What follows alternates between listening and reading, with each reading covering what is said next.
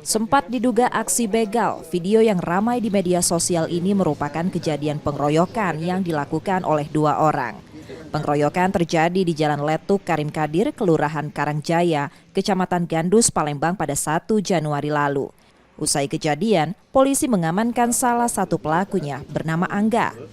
Kapolrestabes Palembang menerangkan kejadian bermula saat kedua pelaku menghampiri korban yang berdiri di depan minimarket dan menegurnya. Tak terima ditegur, korban pun marah.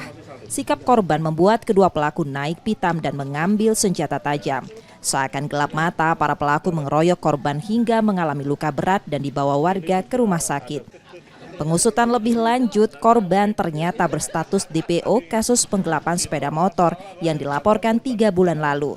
Kecurigaan polisi muncul saat korban menghilang di rumah sakit dan akan dimintai keterangan. Akhirnya, korban sekaligus pelaku penggelapan juga ditahan untuk diproses. Ini adalah parang yang digunakan.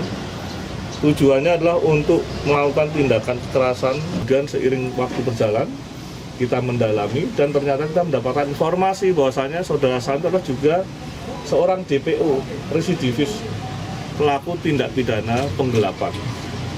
Pelaku tindak pidana penggelapan sebuah motor milik orang atau temannya yang notabene digelapkan oleh yang bersangkutan.